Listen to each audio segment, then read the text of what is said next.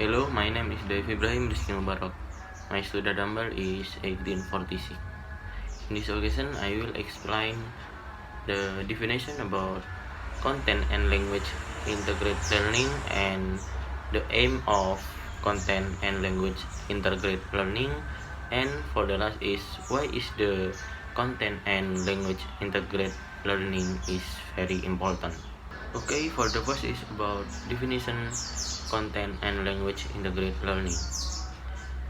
Content and language integrated learning is a dual focus education approach in which an additional language it is used for the learning and teaching of both content and language. And for the aim of content and language integrated learning is there are two. For the first is learning of the object matter or content, and for the second is learning of the language used as the medium of interaction for the content. Okay, going to the last topic is about why is content and language integrate important. There are four answers. For the first is even with English as the main language, other languages are unlikely to disappear. Some countries have strong view regarding the use of other language within their border. And for the second is with increased contact between countries, there will be an increase in the need for communicative skill in a second or third language. And for the third is language will play a key role in curricula across Europe. Attention need to be given to the training of teacher and the development of framework and method, which will improve the quality of language education. And for the last is the Europe Commission has been looking into the state of bilingualism and language education since the 1990s and has a clear vision of a multilingual Europe in which people can function in two or three or function or function in two or three languages. I think enough from me. Thank you. Assalamualaikum warahmatullahi wabarakatuh. Hello, my name is Tian Pradipta Kiswanto and I'm from Group 12. Okay, advantages of CLIL. First, learning enhances critical thinking of students. Second, the learning process is based on real-life students. Third, learning is based on teamwork, in some countries based on projects. Fourth, raising the intercultural awareness of both students and teachers. Fifth, increasing employability. Sixth, breaking various kinds of prejudice and fear of traveling outside the home country. The last, acquiring communicative skill and patterns. Methodiki Portal 2013. Okay, and the disadvantages: a high level of time consumption for material preparation. Second, students or teacher do not have the relevant level of foreign language knowledge.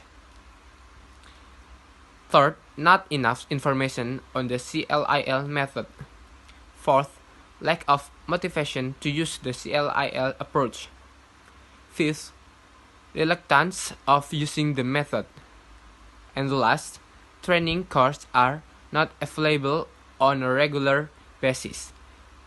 Comenius and Grundtvig programs organize CLIL courses during the summer holidays. Okay, let's go to the next point. How to implement the CLIL method of teaching in any classroom. First, rethink your syllabus.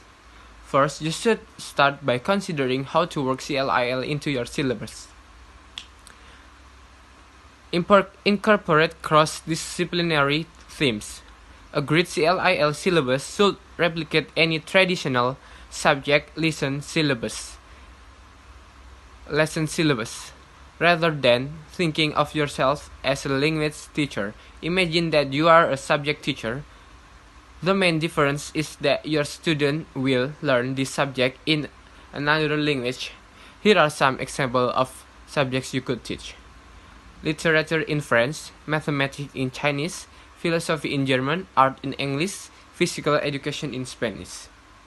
To this effect, it's important to research the subject matter ahead of time. Don't hesitate to work together with the school subject teachers for feedback and insight on what the students already know. Make sure that you highlight key concepts and proper terminology. This will facilitate assimilation and reinforce recently acquired knowledge, hence benefiting their language subject and studies. Work by themes. If you feel that this may becoming overwhelming and unsustainable in the long term, fear not. You can use CLIL as a single lesson for one language class. You don't have to teach CLIL all the time, but it can instead be part of your varied teaching arsenal. You may rotate between subjects so you only teach the subjects that you are most comfortable with. This helps to create targeted lessons that are packed with information. The idea is to cover a lot of ground and help students to accumulate as many vocabulary words related to the subject matter as possible. Here are some great theme ideas for teaching art in a foreign language. Whistler Mother, History and Analysis of a Major Work of Art. The Art of Renaissance, Master and Key Artwork. Sketching Comics, Key Principles and Theories. Symbolism in Still Life Paintings, Hidden Meanings and Importance in Art.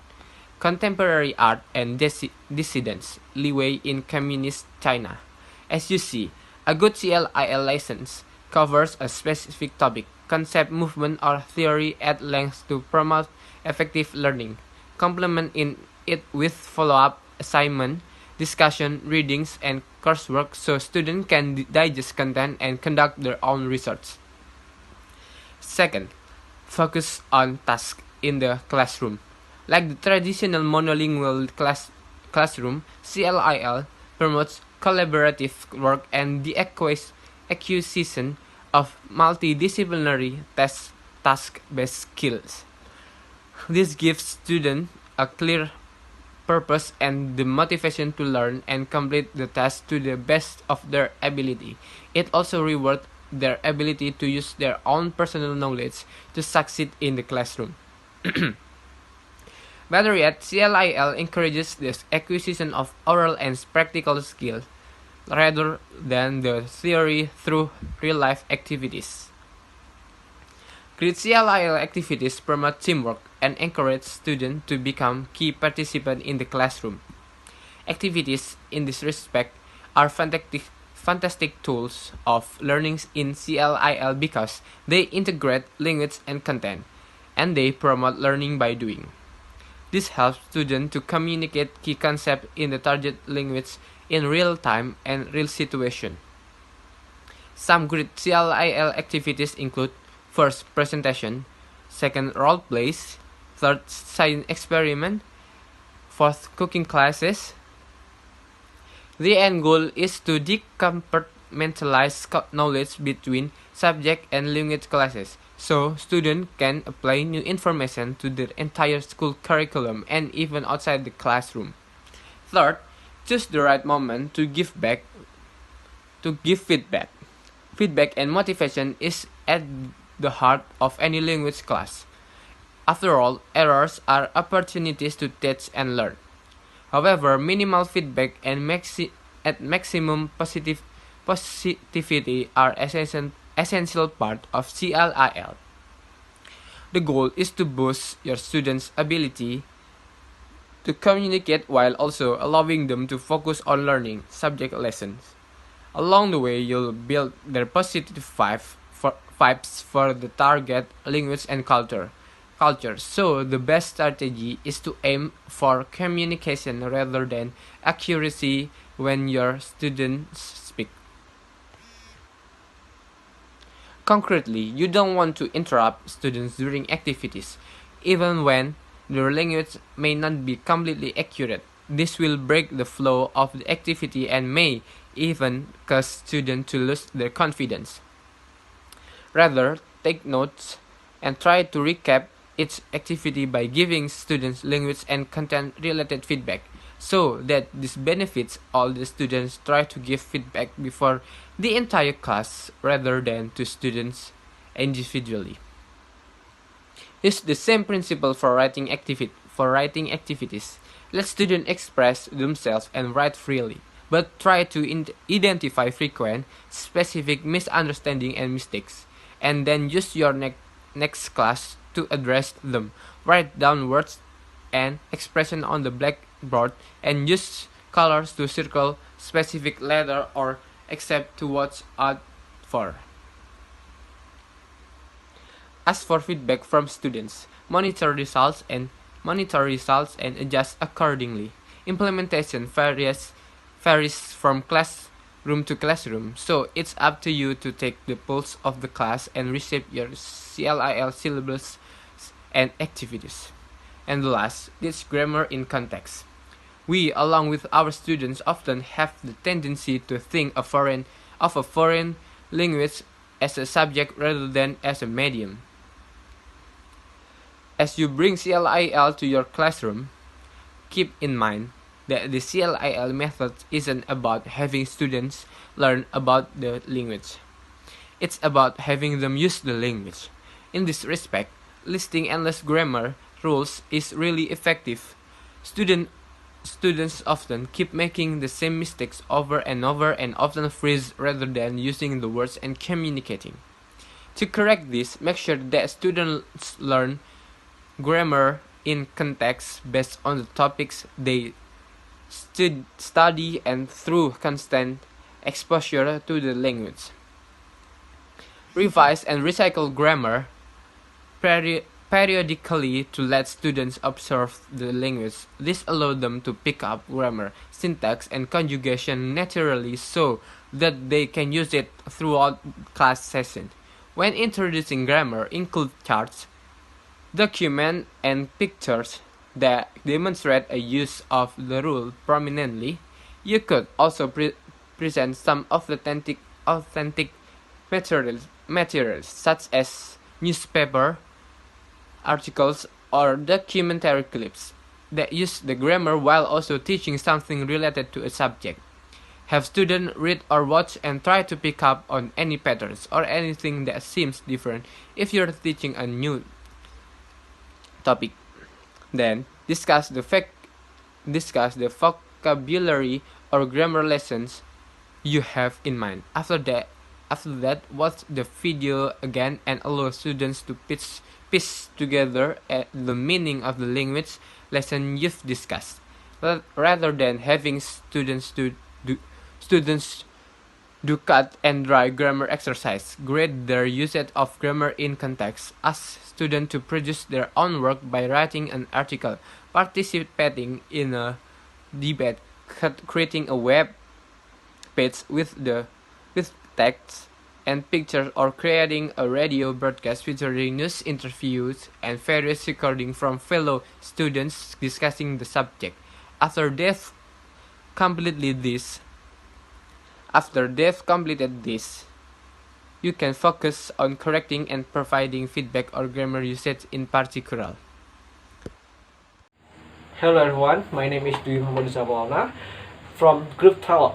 In here, I will explain how content language integrated learning is to be fit with our curriculum. As we know that our curriculum is 2013 curriculum. In this curriculum, there are 4 core competencies should be achieved, namely religious, social knowledge, and applied knowledge. The basic competencies are organized vertically and horizontally. Organized vertically means that the basic competence is the continuity of the content with the higher level of education. Organized horizontally means that the basic competence is related to other subjects. So, the 2013 curriculum shows that a certain subjects can be integrated to other subjects. It is possible that English is integrated to social science, natural science, or mathematics. The bridge which can connect these two subjects is through content language integrative learning. Thus, content language integrated learning is the new English material in which the material can be integrated with other subjects and fit with our curriculum in the 2013 curriculum. And the next, how CLIL is able to survive with our Indonesia context in here. From the definition of CLIL in English foreign language context, CLIL can be defined as the teaching English by using topic related to other subjects in school. The topics can be natural science, social science, or mathematics. The topic supports the learning of English. The learner can learn the technical terms of science topic, and also the learner can practice their English when they do experiment in laboratory by giving the instruction of doing the experiment. So the CLIL material should cover the topic of natural science, social science, or mathematics. These topics are the topic which the learner needs for the higher level education. In secondary level, the student have major in natural science, social science, and language. Basically, we use CLIL to teach them English language, but with other subject in it. So, like we in mathematics classes, but we using English as the instructional language in here. So, therefore, if we are using this kind of method, the student will be know the technical term of this on their specific discipline. For example, in physics, the word gaya in bahasa, it cannot be translated into patience or style because it has technical term, force. And another example is in mathematics. The word sudut tumpul in bahasa, it cannot be translated into blunt corner, which derived from corner means sudut, blunt means tumpul. But the technical term for this kind sudut tumpul is obtuse angle. And there are many other the student must know not only daily English but also the technical terms. The technical terms and daily English are different. From the benefit from CLIL in our Indonesia context that is needed by a student in it because it's able to support the educational purpose of student in some specific discipline in there using English. But if we want to apply this kind of method in our Indonesia educational system, there's a challenge in here. As we know that in here teachers should have a broader knowledge to make it relate to science, mathematics, physics, etc. Because this kind of English teacher, if they do not have a bright knowledge about maybe like descriptive system, nutrition, like angle or something like that related to a specific subject or discipline in here, they will not able to teach it towards student in our country in here because it's like this teacher also become the subject's teacher in here. So that's why each teacher should be prepared well, and they should have a training and socialization from some stakeholder to how to apply this method toward the student in here. Therefore, the CLIL actually can be survived in our Indonesia context, but it still needs some reinforcement toward the teacher and our educational system in here. Even if this is good toward the student itself to support them to using English as their specific discipline or specific terms in specific subject in it to support them. But if there are not if there are exist some good teacher that able use it, is useless. So that's all. Thank you.